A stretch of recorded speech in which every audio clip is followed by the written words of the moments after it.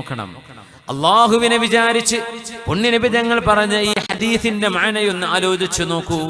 എത്ര മൂല്യവത്തായ ചിന്തകളാണ് ഒരു സമൂഹത്തിൽ, ഒരു നാടിൽ സമാധാനമുണ്ടാവാൻ, ഒരു നാടിൽ പിടിച്ചു പറയില്ലാതിരിക്കാൻ, മോഷണമില്ലാതിരിക്കാൻ, അസൂയയും പകയുമില്ലാതിരിക്കാൻ. നിങ്ങളുടെ വീടുകളിൽ നിങ്ങളുടെ ആവശ്യം കഴിഞ്ഞ് ബാക്കിയുള്ള ഭക്ഷണം നിങ്ങളുടെ പരിസരങ്ങളിലുള്ള ഭക്ഷണം കിട്ടാത്തവർക്ക് കൊടുക്കണമേ. ഹബീബായ നബി തങ്ങൾ പറയാൻ തുടങ്ങി, ഓരോന്നും നിങ്ങൾക്ക് ആവശ്യം കഴിഞ്ഞ് ബാക്കിയുണ്ടെങ്കിൽ കൊടുക്കണേ എന്ന്. സമ്പത്തിന്റെ ഓരോ ഐറ്റവും നബി തങ്ങൾ എടുത്തു പറയുകയും നബി തങ്ങൾ ഫദകറ മിൻ അസ്നാഫിൽ മാലി മാ ദകറ ഹത്താ റഅയ്നാ അന്നഹു ലാ ഹഖ്ഖ ലനാ ലിഅഹദിൻ മിന്നാ ഫീ ഫദ്ലിൻ ഷൈ. നമുക്ക് ആവശ്യം കഴിഞ്ഞ് മിച്ചമുള്ളതിൽ നമുക്ക് അവകാശമില്ല, അത് ഇല്ലാത്തവരുടെ അവകാശമാണെന്ന് ഞങ്ങൾക്ക് ബോധിക്കുന്നത് വരെ റസൂലുള്ളാഹി സ്വല്ലല്ലാഹു അലൈഹി വസല്ലം തങ്ങൾ ഈ വിഷയം പറഞ്ഞുകൊണ്ടിരുന്നു എന്ന് മഹാന്മാരായ സ്വഹാബിമാർ ആർക്ക് വേണ്ടി? ഒരു മനുഷ്യനെ ഉദ്ദേശിച്ച് പറഞ്ഞതാണ്. പക്ഷേ ആ മനുഷ്യന് വേദനിക്കാതിരിക്കാൻ, ആ മനുഷ്യനത് ചോദിക്കുന്നത് മടിയായിരിക്കും. ചോദിക്കാതെ ആവശ്യങ്ങളെ കണ്ടറിഞ്ഞ് ചെയ്തു കൊടുക്കുക. നമ്മൾക്കത് സാധ്യമാണെങ്കിൽ, ഒരു വാക്കുകൊണ്ടാണെങ്കിൽ വാക്കുകൊണ്ട് ആശ്വാസം നൽകുക.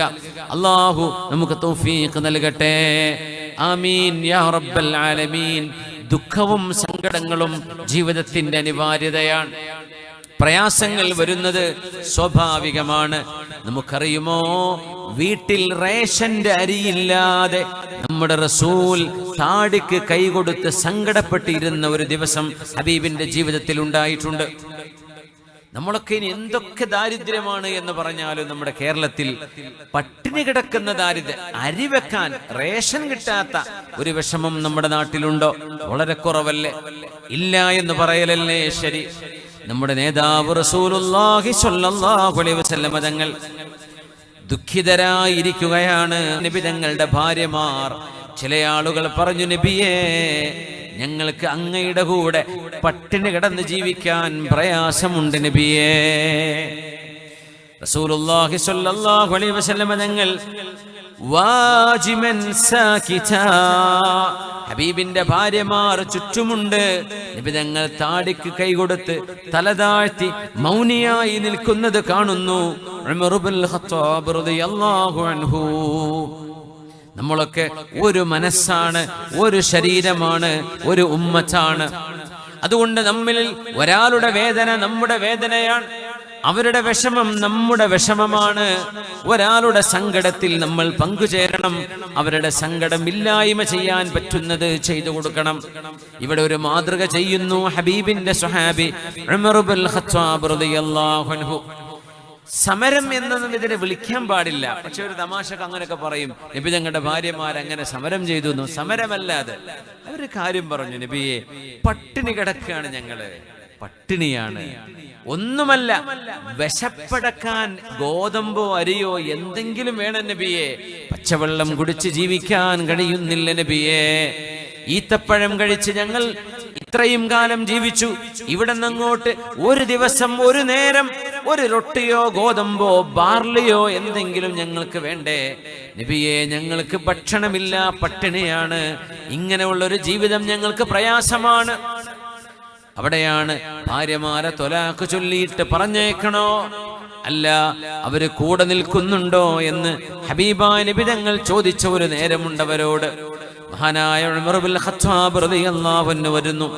ലഅഖൂലന്ന ശൈഅൻ ഉദ്ഹികു റസൂലല്ലാഹ്, ഞാൻ അല്ലാഹുവിന്റെ റസൂലിനെ ചിരിപ്പിച്ചുകൊണ്ടേ ഇനി പോവുകയുള്ളൂ. സങ്കടപ്പെടുന്ന നബിയെ ഞാനൊന്ന് ചിരിപ്പിക്കാൻ തീരുമാനിച്ചിരിക്കുന്നു. തങ്ങളിങ്ങനെ സങ്കടപ്പെട്ടിരിക്കുക. ആ ഭാര്യമാരുടെ കൂട്ടത്തിൽ ഉമർ എന്നവരുടെ മകൾ ഹഫ്സ ബീവി റളിയല്ലാഹു അൻഹയുണ്ട്. യാ റസൂലല്ലാഹ്, നബിയേ, ലൗ റഅയ്ത ബിൻത ഖാരിജ, നബിയേ, ഖാരിജയുടെ മകൾ എൻ്റെ ഭാര്യ, അവളെങ്ങാനും സഅലതിനി അൻ നഫഖ, എനിക്ക് ചെലവ് വേണം, എനിക്ക് ചെലവിന് വേണം എന്ന് എന്നോട് പറയുകയായിരുന്നുവെങ്കിൽ, ഫഖുംതു ഇലൈഹാ ഫവജഅതു ഉനുഖഹാ, എന്നോടങ്ങനെ ചോദിക്കുകയാണെങ്കിൽ എൻ്റെ ഭാര്യയായ ബിൻതു ഖാരിജയുടെ കഴുത്തിൽ ഞാൻ അടിക്കുമായിരുന്നു നബിയേ. മാ റഅയ്യുക ഫീ ഹാദ തസറുഫ്, നബിയേ എന്നോട് എൻ്റെ ഭാര്യയായ ബിൻതു ഖാരിജ ഇങ്ങനെ സമരം ചെയ്യുകയോ എനിക്ക് വേണമെന്ന് ആവശ്യപ്പെടുകയോ ചെയ്യുകയാണെങ്കിൽ ഞാൻ നല്ല അടിവെച്ചു കൊടുക്കുമായിരുന്നു നബിയേ എന്ന് ഹബീബിനോട് പറഞ്ഞപ്പോ ഫളഹിക റസൂലുള്ളാഹി സ്വല്ലല്ലാഹു അലൈഹി വസല്ലം പുണ്യ നബി തങ്ങൾ ചിരിച്ചു. എന്നിട്ട് പറഞ്ഞു ഹുന്ന ഹൗലി യസ്അൽനനി അൻ-നഫഖ. ഉമറേ, അവരുടെ ചെലവാണ് അവരെന്നോട് ചോദിക്കുന്നത്, ന്യായമാണ് ചോദിക്കുന്നത്. ഇത് അടിക്കേണ്ട കേസല്ല, ഇത് ദേഷ്യപ്പെടേണ്ടതല്ല, അവരുടെ അവകാശമല്ലേ, അത് അവരെന്നോട് ചോദിക്കുന്നു, എൻ്റെ കയ്യിൽ ഒന്നുമില്ല.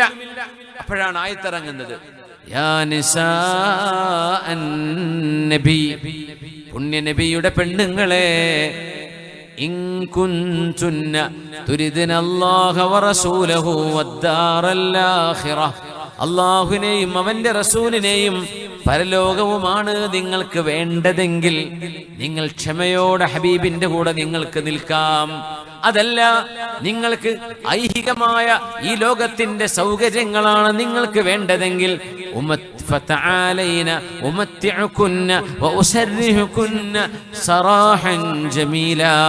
നിങ്ങളെ ഞാൻ മനോഹരമായി നിങ്ങളുടെ ത്വലാഖ് ചൊല്ലി നിങ്ങളെ ഞാൻ വിട്ടയച്ചു തരാം. എന്താ വേണ്ടതെന്ന് പറഞ്ഞോളൂ. അപ്പൊ ആയിഷ ബീവി റളിയല്ലാഹു അൻഹ നബി തങ്ങളെ വിളിച്ചിട്ട് പറഞ്ഞു, തങ്ങൾ ഇങ്ങോട്ട് വരിൻ. ഒറ്റക്ക് വിളിച്ചു. നബി തങ്ങളെ വീടിന്റെ ഒരു മൂലയിൽ കൊണ്ടുപോയിട്ട് പറഞ്ഞു, നബിയേ, അല്ലാഹു വേണോ റസൂല് വേണോ, അല്ല നിങ്ങൾക്ക് ചെലവ് വേണോ എന്നല്ലേ ചോദ്യം. ഇന്നി യഖ്തർതുല്ലാഹ വറസൂലഹു.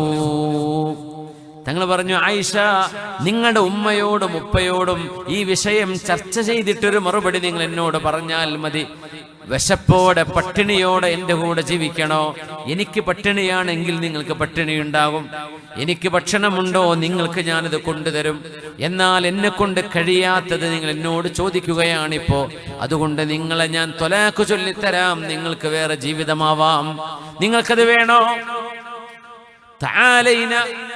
ആയിഷ ബീവി, നിങ്ങളൊന്നും ധൃതിപെട്ടൊന്നും പറയണ്ട കേട്ടോ. നിങ്ങളുടെ ഉമ്മയോട്, ശ്രദ്ധിക്കുന്നവരോട്, ഉപ്പയോട് സമ്മതം ചോദിച്ച് ചർച്ച ചെയ്തിട്ട് മറുപടി പറഞ്ഞാൽ മതി. ആയിഷ ബീവി അങ്ങ് കയറി പറഞ്ഞു, നബിയേ, അള്ളാന്റെ റസൂല് വേണോ എന്ന ചോദ്യത്തിന് എൻ്റെ ഉപ്പയോട് ചർച്ച ചെയ്യാൻ മാത്രമുള്ള ഒരു ബുദ്ധിക്കുറവൊന്നും എനിക്കില്ല നബിയേ. അവരാരോടും ചോദിക്കാതെ തന്നെ ഞാൻ പറയുന്നു, ഇഖ്തർതുല്ലാഹ വറസൂലഹു, എനിക്ക് അല്ലാഹും അവന്റെ റസൂലും മതി.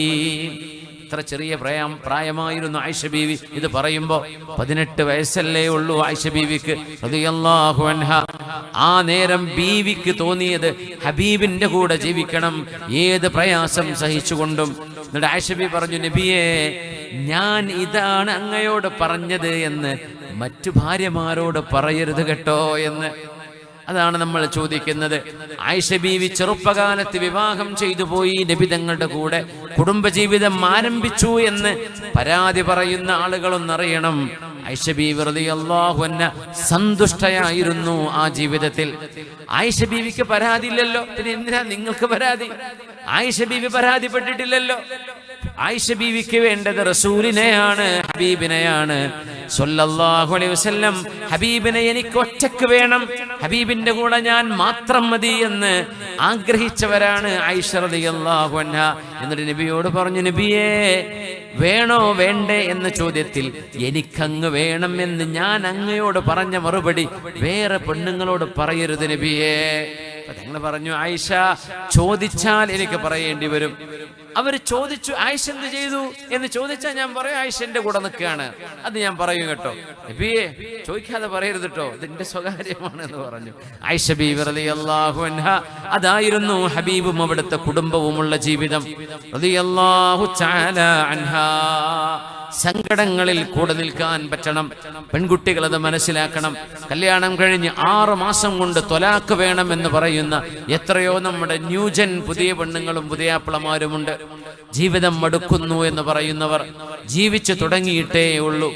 സ്വപ്നം കണ്ടത് യാഥാർത്ഥ്യമാവാതെ വരുമ്പോ, ജീവിതത്തിന്റെ പച്ചയായ അനുഭവങ്ങൾ ഒരു വീടിനുള്ളിൽ ജീവിക്കാൻ തുടങ്ങുമ്പോ, ഇത് സാധ്യമല്ലെന്നും ഞാൻ ഇതല്ല സ്വപ്നം കണ്ടതെന്നും എനിക്കിതല്ല വേണ്ടതെന്നും പറഞ്ഞ് അല്ലാഹു പവിത്രമാക്കിയ വഅഖദ്ന മിൻകും മീസാഖൻ ഗലീളാ, പൊട്ടിച്ചു മുറിച്ചു മാറ്റാൻ പറ്റാത്ത ഒരു ഉറപ്പുള്ള ബാന്ധവമാണ് നിങ്ങൾ നിക്കാഹിലൂടെ ചെയ്തു വെച്ചത് എന്ന് ഖുർആൻ പറഞ്ഞ ആ ബന്ധത്തെ നിസ്സാര കാരണം പറഞ്ഞ് എനിക്ക് ഡിവോഴ്സ് വേണം എന്ന് പറയുന്ന പെൺകുട്ടികളെ, അയ്യുമംറഅത്തിൻ സഅലത് സൗജഹ ത്വലാഖ, ഏതെങ്കിലും ഒരു പെണ്ണ് തന്റെ ഭർത്താവിനോട് അകാരണമായി നിസ്സാര കാരണങ്ങളുടെ പേര് പറഞ്ഞ് ത്വലാഖ് വേണമെന്നൊരു പെണ്ണ് ആവശ്യപ്പെട്ടാൽ ആ പെണ്ണിന് സ്വർഗത്തിന്റെ പരിമളം കിട്ടുക സാധ്യമല്ലെന്ന് മഹാനായ റസൂലുള്ളാഹി സ്വല്ലല്ലാഹു അലൈഹി വസല്ലം. ജീവിതത്തിൽ സങ്കടങ്ങൾ വരും, ജോലി നഷ്ടപ്പെട്ടേക്കും, കച്ചവടം പൊളിഞ്ഞേക്കും, സമ്പത്തില്ലാതെയായെന്ന് വരും, ആരോഗ്യവും സൗന്ദര്യവും നഷ്ടപ്പെട്ടു പോയെന്ന് വരും. എന്നാൽ ജീവിതത്തിന്റെ അവസാന ശ്വാസം വരെ പട്ടിണിയാണെങ്കിൽ പട്ടിണി, സന്തോഷമാണെങ്കിൽ സന്തോഷം, ദുഃഖമാണെങ്കിൽ വിഷമമാണെങ്കിലും കൂടെ ഞാനുണ്ട് എന്ന് പറയേണ്ടവരാണ് ഭാര്യ ഭർത്താക്കന്മാർ. അങ്ങനെ ഒരു മാതൃക കാണിച്ച ഏറ്റവും നല്ല ഭാര്യയാണ് നമ്മുടെ ഉമ്മയായ ആയിഷ ബീവി റളിയല്ലാഹു അൻഹാ. പുണ്യ നബി തങ്ങളോട് എത്ര നല്ല മാതൃകയാണത്, സങ്കടങ്ങളിൽ കൂടെ നിൽക്കാൻ പറ്റുന്നത്. ഇവിടെ മാത്രമല്ല, മഹാനായ കഅബ് ഇബ്നു മാലിക് റളിയല്ലാഹു അൻഹുവിന്റെ തബൂക്കിലേക്ക് പോകാൻ ഏതോ ഒരു ദുർബല നിമിഷം മടിബാധിച്ച് പോകാൻ കഴിയാതെ മദീനയിൽ ബാക്കിയായ 3 സ്വഹാബിമാരുണ്ടായിരുന്നുവല്ലോ. ഹിലാൽ ഇബ്നു മുർറ റളിയല്ലാഹു അൻഹു അടക്കം മഹാനായ കഅബ് തങ്ങളടക്കം 3 പേർ. ആ 3 പേരിൽ മഹാനായ കഅബ് റളിയല്ലാഹു അൻഹുവിന്റെ പശ്ചാത്താപം അല്ലാഹു സ്വീകരിച്ചത് ഈ 3 പേരുടെയും അല സലാസത്തിൽ ലദീന ഖുല്ലിഫു, തബൂക്കിലേക്ക് പോകാൻ കഴിയാതെ 50 ദിവസത്തോളം ബോയ്ക്കോട്ട്, ആരും അവരോട് മിണ്ടരുത്, സലാം പറയരുത് എന്ന് നബി തങ്ങൾ പറയുകയും സ്വന്തം ഭാര്യമാരോട് പോലും അവരവരുടെ വീടുകളിലേക്ക് പോകാൻ പറയുകയും ചെയ്ത് ഒരു ഭ്രഷ്ട് നൽകപ്പെട്ട് ശിക്ഷിക്കപ്പെട്ടവരായിരുന്നു കഅബ് തങ്ങളും കൂടെയുള്ള 2 പേരും. കഅബ് റളിയല്ലാഹു അൻഹു പറയുന്നു, അങ്ങനെയാണ് ഒരു സുബഹിന്റെ ദിവസം ഒരാൾ വിളിച്ചു പറയുന്നത്, അബ്ശിർ യാ കഅബ്, കഅബേ സന്തോഷിച്ചോളൂ കഅബ് ഇബ്നു മാലികേ, അല്ലാഹുവിന്റെ റസൂലിന് വഹി വന്നിരിക്കുന്നു, നിങ്ങളുടെ പശ്ചാത്താപം അല്ലാഹു സ്വീകരിച്ചിരിക്കുന്നു എന്ന വഹി വന്ന സന്തോഷം കഅബ് റളിയല്ലാഹു അൻഹുവിനോട് പങ്കുവെച്ചതറിഞ്ഞപ്പോ അതുവരെ വീട്ടു തടങ്കലിൽ കിടക്കുന്ന പോലെ കിടന്ന കഅബ് എന്നവർ ഹബീബിന്റെ പള്ളിയിലേക്ക്, മദീന പള്ളിയിലേക്ക് പോയ രംഗം മഹാനായ കഅബ് എന്നവർ പറയുന്നുണ്ട്. ഫൻസലഖതു, ഞാൻ മദീന പള്ളിയിലേക്ക് ചെന്നു. അത്തഅമ്മമു റസൂലല്ലാഹ് സ്വല്ലല്ലാഹു അലൈഹി വസല്ലം വയതലഖാനി الناس ഫൗജൻ ഫൗജാ യുഹന്നിഊനനി ബിത്തൗബ, എൻ്റെ തൗബ അല്ലാഹു സ്വീകരിച്ചു എന്ന് ആ സന്തോഷം ആയത്തിറങ്ങി വന്നപ്പോ എന്നോട് സന്തോഷം പറയാൻ ഒരുപാട് പേർ സ്വഹാബിമാർ മുന്നോട്ട് വന്നു. ലിതഹ്നിക തൗബത്തുല്ലാഹി അലൈക്. നോക്കണം, ഒരാൾ ഹജ്ജ് കഴിഞ്ഞു വന്നാൽ ഒരു സ്വീകരണം, അല്ലെങ്കിൽ ഒരു ചേർത്ത് പിടിക്കൽ, ഒന്ന് സന്തോഷം പങ്കിടൽ, അല്ലാഹു അത് സ്വീകരിക്കട്ടെ എന്ന് പ്രാർത്ഥിച്ചു കൊടുക്കൽ, ഇതെല്ലാം ജീവിതത്തിൽ നമ്മൾ പാലിക്കേണ്ട ചില ഗുണങ്ങളാണ്. ഒരാൾക്ക് വരുന്ന നന്മകൾ, ആ നന്മകളിൽ നമ്മൾ സന്തോഷിക്കുക, ദുഃഖങ്ങളിൽ കൂടെ നിൽക്കുക. മഹാനായ കഅബ് എന്നവർ പറയുന്നുണ്ട്, റസൂലുള്ളാഹി സ്വല്ലല്ലാഹു അലൈഹി വസല്ലം തങ്ങളുടെ സദസ്സിൽ സ്വഹാബികൾ ഇങ്ങനെ ഇരിക്കുമ്പോൾ ഞാൻ കയറി വരുന്നു. ഹബീബിന്റെ സദസ്സിൽ നിന്ന് എനിക്ക് വേണ്ടി എഴുന്നേറ്റ് നിന്ന മദീനക്കാരനായ മുഹാജിറായ ഒരു സ്വഹാബിയുണ്ട്, മഹാനായ ത്വൽഹത്ത് ഇബ്നു ഉബൈദില്ലാഹി റളിയല്ലാഹു അൻഹു. മഹാനവറുകൾ പറയുകയാണ്, ത്വൽഹ തങ്ങൾ എനിക്ക് വേണ്ടി എഴുന്നേറ്റ് നിന്നു, എന്നെ വന്ന് കെട്ടിപ്പിടിച്ചു. ആദ്യം ചെയ്തത്, പിന്നെ ഒരുപാട് പേര് കെട്ടിപ്പിടിച്ചു. കഅബേ സാരമില്ല, കഅബേ നിങ്ങൾക്ക് തബൂക്കിലേക്ക് വരാൻ കഴിയാതിരുന്ന ആ വിഷമത്തിൽ നിങ്ങൾക്ക് കിട്ടിയ ശിക്ഷ നല്ലൊരു പശ്ചാത്താപമായി മാറിയത് അല്ലാഹു സ്വീകരിച്ചുവല്ലോ, ഹനീഅൻ ലക്, നിങ്ങൾക്ക് ആശീർവാദം എന്ന് പറഞ്ഞപ്പോ മഹാനവറുകൾ പറയുന്നു, ഫകാന കഅബുൻ ലാ യൻസാഹാ ലിത്വൽഹ, സ്വഹാബിമാർ പറയുകയാണ്, ത്വൽഹ തങ്ങൾ ചെയ്ത ആ ഉപകാരം കഅബ എന്നവർ ഒരിക്കലും മറന്നിട്ടില്ല. മഹാനായ കഅബ് റളിയല്ലാഹു അൻഹുവിനെ ആദ്യമായി എഴുന്നേറ്റ് കെട്ടിപ്പിടിച്ച ആള് ത്വൽഹ റളിയല്ലാഹു അൻഹുവാണ്. അതുകൊണ്ട് നമ്മുടെ കൂട്ടത്തിൽ ആർക്കെങ്കിലും എന്തെങ്കിലും ഒരു തെറ്റ് സംഭവിച്ചാൽ അതിന്റെ പേരിൽ പശ്ചാത്തപിക്കുകയും തൗബ ചെയ്ത് മടങ്ങുകയും ചെയ്താൽ പിന്നെ ആ ഒരു തെറ്റിനെ പറഞ്ഞുകൊണ്ടവരെ വേദനിപ്പിക്കരുത്, സങ്കടപ്പെടുത്തരുത്. അവർക്ക് സന്തോഷം വരുമ്പോ ആ സന്തോഷത്തിൽ നമ്മൾ കൂടെ നിൽക്കണം. ആയിഷ ബീവിയുടെ സങ്കടം വന്ന ഒരു രംഗത്ത് ബീവിയോടൊപ്പം സങ്കടം കാണിച്ച അൻസ്വാരിയത്തായ മദീനക്കാരിയായ ഒരു പെണ്ണിന്റെ കഥ ആയിഷ ബീവി റളിയല്ലാഹു അൻഹ ഹാദിസത്തുൽ ഇഫ്കിനെ പറഞ്ഞ ആ ഹദീസുകളിൽ കാണാൻ കഴിയും. ഞാനെന്ന് ഒറ്റക്കിരുന്നു കരഞ്ഞു എന്ന് ആയിഷ ബീവി റളിയല്ലാഹു അൻഹ. നിരപരാധിയാണ് നമ്മുടെ ഉമ്മ, നിരപരാധിയാണ് സഫ്വാൻ ഇബ്നു മുഅത്തിൽ റളിയല്ലാഹു അൻഹു, ബദരിയായ സ്വഹാബി. ആ മഹാന്മാരായ ഹബീബിന്റെ സ്വഹാബിയായ സഫ്വാൻ എന്നവരെയും മഹദിയായ ആയിഷ ബീവി റളിയല്ലാഹു അൻഹയെയും രണ്ടുപേരെയും ബന്ധപ്പെടുത്തി മോശമായ ഒരു കെട്ടുകഥ മദീനയിലെ മുനാഫിക്കുകൾ കെട്ടിപ്പടച്ചുണ്ടാക്കിയപ്പോൾ പുണ്യനബി തങ്ങൾ ആയിഷ ബീവിയോട് പറഞ്ഞൊരു വാക്കുണ്ട്, ആയിഷ ഇദാ കുൻതി അൽമംതി ബിദംബിൻ ഫസ്തഗ്ഫിരില്ലാഹ്. അത് ആദ്യം പഠിക്കേണ്ട ഒരു പാഠമാണ്. തെറ്റ് ചെയ്തു എന്ന് തോന്നുകയാണെങ്കിൽ തന്റെ ഭാര്യക്കോ തന്റെ ഭർത്താവിനോ എന്തെങ്കിലും തരത്തിൽ ഒരു അവിഹിത ബന്ധങ്ങളോ വിഷയങ്ങളോ ഉണ്ടെങ്കിൽ, അങ്ങനെ ബോധ്യപ്പെടുകയാണെങ്കിൽ ശകാരിക്കുകയോ പറഞ്ഞുവിടുകയോ കുടുംബം തകർക്കുകയോ വഷളാക്കുകയോ ചെയ്യാൻ മുന്നോട്ട് വരുന്നതിന് മുമ്പ് നമ്മൾ ഓർക്കണമേ, പുണ്യനബി തങ്ങൾ എന്താണ് ചെയ്തത്. ആയിഷ ബീവി റളിയല്ലാഹു അൻഹയെ കുറിച്ച് സഫ്വാൻ എന്ന് പറയുന്ന സ്വഹാബിമാരിൽ കണ്ണുയർത്തി ഒരാളോട് പോലും സംസാരിക്കുക പോലും ചെയ്യാത്ത തലതാഴ്ത്തി നടക്കുന്ന സാത്വികനായ സ്വഹാബിയായിരുന്നു സഫ്വാൻ ഇബ്നു മുഅത്തിൽ റളിയല്ലാഹു അൻഹു. യുദ്ധം കഴിഞ്ഞു വരുമ്പോ ഒറ്റക്കായി പോയ ആയിഷ ബീവിയെ മരുഭൂമിയുടെ നടുവിൽ നിന്ന് തന്റെ ഒട്ടകപ്പുറത്ത് കയറ്റി ആ ദൂരം കാൽനടയായി നടന്നു വന്ന് ഒരു വാക്കുപോലും ആയിഷ ബീവിയോട് സംസാരിക്കാതെ വന്ന സ്വഹാബിയല്ലയോ സഫ്വാൻ ഇബ്നു മുഅത്തിൽ റളിയല്ലാഹു അൻഹു. ആയിഷ ബീവിയെ കണ്ടുമുട്ടുന്നു മരുഭൂമിയുടെ നടുവിൽ.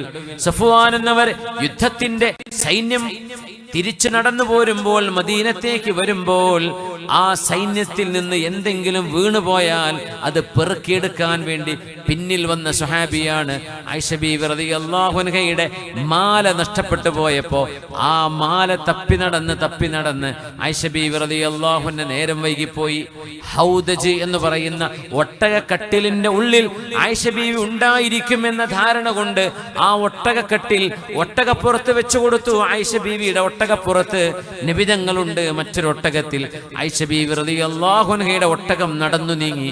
എന്നാൽ ബീവി അതിന്റെ ഉള്ളിൽ ഉണ്ടായിരുന്നില്ല. നോക്കണം, സ്വഹാബിമാർ പോലും ആ ഒട്ടകക്കട്ടിൽ ബീവി ഉണ്ടോ ഇല്ലയോ എന്നറിയാൻ ഒരു വർത്തമാനം പോലും അവിടെ നടക്കുന്നില്ല. സഫ്വാൻ റളിയല്ലാഹു അൻഹു വരുമ്പോഴാണ് ഒരു പാറയുടെ മുകളിൽ ഇരുന്ന് സങ്കടപ്പെട്ട് സുബ്ഹിയോടടുത്ത നേരത്ത് ഒറ്റക്കിരിക്കുന്ന ആയിഷ ബീവിയെ കാണുന്നത്, അറിയുന്നത്. മഹദി റളിയല്ലാഹു അൻഹു ഒരു തൂങ്ങി ഉറക്കത്തിലാണ്. എവിടേക്ക് പോകാൻ, എങ്ങോട്ട് വഴി കാണാൻ? ആ ഒരു രംഗം അല്ലാഹു ചെയ്തു കൊടുത്ത അനുഗ്രഹമായിരുന്നു അത്. സഫ്വാൻ എന്നവർ കണ്ടുമുട്ടുന്നത് ഇന്നാ ലില്ലാഹി വ ഇന്നാ ഇലൈഹി റാജിഊൻ. ആ ഒരു ഇസ്തിർജാഅ ചൊല്ലിയത് മാത്രമേ ബീവി കേട്ടിട്ടുള്ളൂ. സഫ്വാൻ എന്നവർ ആയിഷ ബീവി എന്ത് പറ്റി എന്ന് ചോദിച്ചില്ല. എന്തേ ഇവിടെ ഇങ്ങനെ ആയിപ്പോയത്, കഥ എന്താണെന്ന് ഒന്നും ചോദിച്ചില്ല. ഒട്ടകം താഴ്ത്തിക്കൊടുത്തു, കയറാൻ ആംഗ്യം കാണിച്ചു കൊടുത്തു. ബീവി ഒട്ടകപ്പുറത്ത് കയറി ആ കയറും പിടിച്ച് മദീനയിലേക്ക് വരുമ്പോഴാണ് ദുഷ്ടന്മാരായ മദീനയിലെ മുനാഫിക്കുകൾ മഹദി റളിയല്ലാഹു അൻഹയെയും സഫ്വാൻ തങ്ങളെയും പേര് വെച്ച് നുണപ്രചരണങ്ങൾ ഉണ്ടാക്കിയത്. അതിൽ നബി തങ്ങൾക്ക് വേദനയുണ്ടായിട്ടുണ്ട്. മാസങ്ങളോളം നബി തങ്ങൾ വഹി വരാതെ വിഷമിച്ചിട്ടുണ്ട്. ആയിഷ ബീവിയുടെ വിഷയത്തിൽ പുണ്യ നബി തങ്ങൾക്ക് നിരപരാധിയാണെന്ന് വിശ്വസിക്കാനാണ് താല്പര്യം. എന്നാൽ എന്തെങ്കിലും ഒരു തെറ്റ് സംഭവിച്ചു പോയിട്ടുണ്ടെങ്കിൽ ആ ഒരു തെറ്റ് തന്നെയാണ്. അതുകൊണ്ട് പുണ്യനബി ആയിഷ ബീവിയോട് പറഞ്ഞ വാക്കുകൾ ഇങ്ങനെയാണ്: യാ ആയിഷ അല്ലയോ ആയിഷ, നിങ്ങളെക്കുറിച്ചും സഫ്വാൻ തങ്ങളെക്കുറിച്ചും എൻ്റെ ചെവിയിൽ കേൾക്കാനിടയായ ചില വർത്തമാനങ്ങളുണ്ട്. അതുകൊണ്ട് ആയിഷ, നിങ്ങൾ ചെറുപ്പക്കാരിയാണ്. സഫ്വാൻ എന്ന ഒരു പുരുഷനോട് നിങ്ങൾക്ക് എന്തെങ്കിലും ഒരടുപ്പമോ ഒരു ബന്ധമോ നിങ്ങൾക്ക് ഉണ്ടായിട്ടുണ്ടെങ്കിൽ, എന്തെങ്കിലും ഒരു തെറ്റു ചെയ്യാൻ നിങ്ങളുടെ മനസ്സിൽ ഒരു തോന്നൽ വന്നു പോയിട്ടുണ്ടെങ്കിൽ, ആയിഷ, അല്ലാഹുവിനോട് ഇസ്തിഗ്ഫാർ ചെയ്യണമേ, പടച്ചവനോട് തൗബ ചെയ്ത് മടങ്ങിയേക്കൂ. അങ്ങനെ ഒരു തോന്നൽ വരുന്നത് സ്വാഭാവികമാണ്. അങ്ങനെ നിങ്ങൾക്ക് വന്നിട്ടുണ്ടെങ്കിൽ അല്ലാഹുവിനോട് പൊറുക്കലിന് ചോദിക്കണേ ആയിഷ. അതല്ല, നിങ്ങളിൽ നിന്ന് തെറ്റ് സംഭവിച്ചിട്ടില്ല എങ്കിൽ നിങ്ങളുടെ നിരപരാധിത്വം അല്ലാഹു തെളിയിക്കുക തന്നെ ചെയ്യും. ഇത് പറഞ്ഞപ്പോഴാണ് ആയിഷ ബീവി സമാധാനിച്ചത്. അതുകൊണ്ടാണ് ആണുങ്ങളിലും പെണ്ണുങ്ങളിലും ഇന്നത്തെ യുവതലമുറയും ഏതെങ്കിലും തരത്തിൽ വഴിവിട്ട ബന്ധങ്ങളോ ഫ്രണ്ട്ഷിപ്പോ അതോ ഇതോ എന്തെങ്കിലും ഉണ്ടെങ്കിൽ ഭർത്താവിന് ബോധ്യപ്പെട്ടു, ഭാര്യയ്ക്ക് ബോധ്യപ്പെട്ടാൽ പരസ്പരം പഴിചാരുകയും കുറ്റം പറയുകയും ചെയ്യുന്നതിന്റെ മുമ്പ് അവർ ചെയ്യേണ്ടത് ഇസ്തിഗ്ഫാർ ചെയ്യാൻ അവസരം ചെയ്തു കൊടുക്കണം, തൗബ ചെയ്ത് മടങ്ങാൻ അവസരം കൊടുക്കണം. തൗബ ചെയ്ത് മടങ്ങാനും ശുദ്ധീകരിച്ച് നന്നായി വരാനും താല്പര്യമില്ലെങ്കിലേ ഒരു വേർപാടിനെ കുറിച്ച്, ത്വലാഖിനെ കുറിച്ചോ മറ്റു കാര്യങ്ങളെ കുറിച്ചോ ആലോചിക്കുക പോലും ചെയ്യാൻ പാടുള്ളൂ. കാരണം ഇസ്തിഗ്ഫാർ ചെയ്ത് ഒരു മനുഷ്യനെ കഴുകിയെടുക്കലാണ്, അവരുടെ അഭിമാനം സംരക്ഷിക്കലാണ് ഏറ്റവും ഉചിതം. ആയിഷ ബീവി പറയുന്നു, ഞാനെന്ന് കരഞ്ഞു ആ ദിവസം. എന്റെ കണ്ണുനീർ നിൽക്കുന്നില്ല. എനിക്ക് ശരിക്കൊരു ഉറക്കവും വരുന്നില്ല. പിറ്റേ ദിവസവും അതുപോലെ കരഞ്ഞു, ഉറക്കം വരുന്നില്ല, കണ്ണുനീർ നിൽക്കുന്നുമില്ല.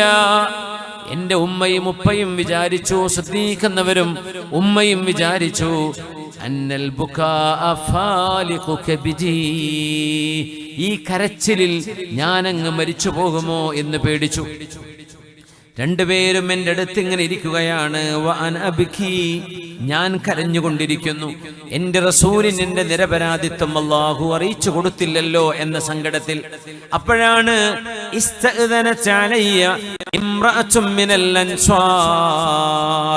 പെണ്ണുങ്ങളെ, നിങ്ങൾക്ക് ഏറ്റവും നല്ല മാതൃക ഇതിലുണ്ട്. ആയിഷ ബീവി പറയുന്നു, ഞാനങ്ങനെ സങ്കടപ്പെട്ട് കരയുമ്പോ അൻസ്വാരികളിൽപ്പെട്ട ഒരു പെണ്ണ് എൻ്റെ വീട്ടിലേക്ക് വന്നു. ഞാൻ വരട്ടെ എന്ന് ചോദിച്ചു, സമ്മതം ചോദിച്ചു. വന്നോളൂ എന്ന് ഞാൻ സമ്മതം കൊടുത്തു. എന്റെ വിഷയം എന്താണെന്ന വിശദീകരണം പോലും ചോദിക്കാതെ എന്റെ കരച്ചിൽ കണ്ട് എന്റെ കൂടെ ഇരുന്ന് ആ സഹോദരി കരഞ്ഞത് എനിക്ക് ഓർമ്മയുണ്ട് എന്ന് ആയിഷ ബീവി റളിയല്ലാഹു അൻഹ ഓർത്തെടുക്കുകയാണ്. ആ സങ്കടത്തിൽ കൂടെ കരഞ്ഞു. എന്തിനാണ് കരച്ചിലെന്നറിയില്ല. ആ കരച്ചിൽ ആയിഷ ബീവി റളിയല്ലാഹു അൻഹയുടെ സങ്കടം തീരണമെങ്കിൽ കൂടെ ഒന്ന് കരഞ്ഞു കൊടുത്താൽ മതിയെന്ന് ബീവിക്ക് തോന്നിയതാകാം. അൻസ്വാരിയച്ചായ മഹദി ആയിഷ ബീവിയുടെ കൂടെ കരഞ്ഞിട്ടുണ്ട്. അതുപോലെ ഒരുപാട് രംഗങ്ങൾ സ്വഹാബികൾ തമ്മിൽ ഉണ്ടായിട്ടുണ്ട്. ഇത് മനസ്സുകളുടെ വേദനയെ ശമിപ്പിക്കലാണ്, മനസ്സുകൾക്ക് സമാധാനം നൽകലാണ്. സമാധാനം നൽകാൻ അല്ലാഹു നിശ്ചയിച്ച നബുവത്തിന്റെ ചില മൂല്യങ്ങളുടെ വഴികളാണ് നമ്മളിവിടെ കാണുന്നത്. സസൂക്ഷ്മം ഒന്ന് നോക്കൂ. ബദറിൽ 70ഓളം ചിറപ്പുള്ളികളെ, യുദ്ധത്തടവുകാരെ പിടിച്ചുകൊണ്ടുവന്നപ്പോ ആ യുദ്ധത്തടവുകാരെ എന്തു ചെയ്യണം എന്നൊരു ചർച്ച വിശുദ്ധരായ നിബിതങ്ങൾ സ്വഹാബിമാരുമായി നടത്തിയപ്പോ സിദ്ദീഖ് റളിയല്ലാഹു അൻഹു ഒരു അഭിപ്രായം പറഞ്ഞു, ഉമർ എന്നവരും മറ്റൊരഭിപ്രായം പറഞ്ഞു. അതിങ്ങനെയായിരുന്നു. സിദ്ദീഖ് എന്നവർ പറഞ്ഞു, നബിയേ, യുദ്ധം നമ്മൾ ജയിച്ചു, യുദ്ധത്തിൽ പരാജയപ്പെട്ട ആളുകളെ നമ്മൾ അടിമകളായോ യുദ്ധത്തടവുകാരായോ പിടിച്ചാൽ അവർക്ക് എന്തെങ്കിലും ഫിദിയ കൊടുത്ത്, റാൻസം കൊടുത്ത്, ഒരു തുക കൊടുത്ത് അവരുടെ ബന്ധുക്കൾ മോചിപ്പിക്കുകയാണെങ്കിൽ ദീനിന് അതൊരു വരുമാനമാണ്, സ്വഹാബിമാർക്ക് അതൊരു വരുമാനമാണ്. അതുകൊണ്ട് നബിയെ, അവരെ കൊല്ലരുത്, നമുക്കവരെ വെറുതെ വിടാം, അവരുടെ മോചനത്തിന് പകരം നമുക്കൊരു സംഖ്യ ഡിമാൻഡ് ചെയ്യാമെന്ന് റസൂലുള്ളാഹി തങ്ങളോട് സിദ്ദീഖ് റളിയല്ലാഹു അൻഹു ഉമർ തങ്ങളോട് ചോദിച്ചു, ഉമറേ നിങ്ങളുടെ അഭിപ്രായം എന്താണ്? ഉമർ തങ്ങൾ പറഞ്ഞു, നബിയേ, മക്കയിൽ നിന്ന് മദീന വരെ, മദീനയുടെ അടുത്താണല്ലോ ബദർ വരെ നടന്നു വന്ന് നമ്മളോട് യുദ്ധം ചെയ്യാൻ വന്നവരാണവർ. അവരെ എന്തിനാ വെറുതെ വിടുന്നത്? അവരെങ്ങാനും ജയിച്ചിരുന്നുവെങ്കിൽ നമ്മൾ അവർ കൊന്നുകളയില്ലയോ? അതുകൊണ്ട് അവര് വധിക്കപ്പെടാൻ മാത്രം ശിക്ഷ അർഹിക്കുന്നവരാണ്.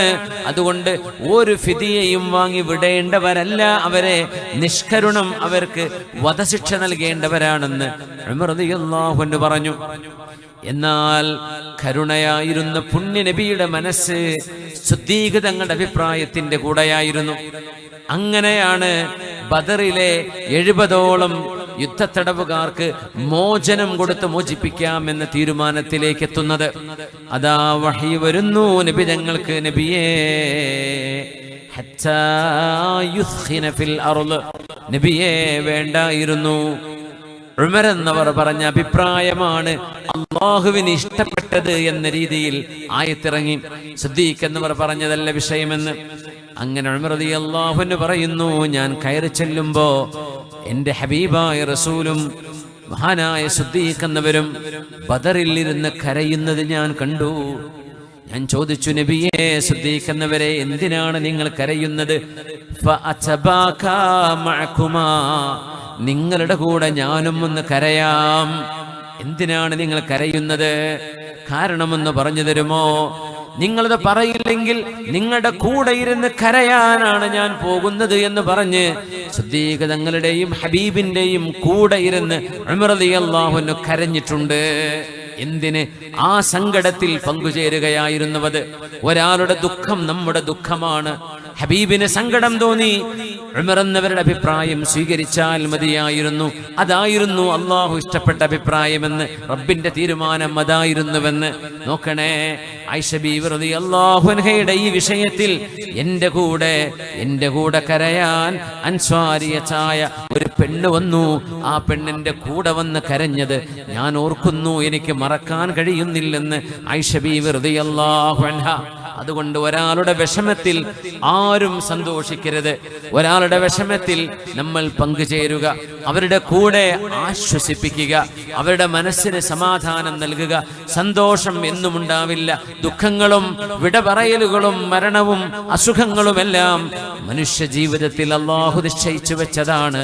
അതുകൊണ്ട് മുഅ്മിനീങ്ങൾ ഒരു മനസ്സാണ്, ഒരുമിച്ചാണ് നമ്മൾ ഒന്നാണ്.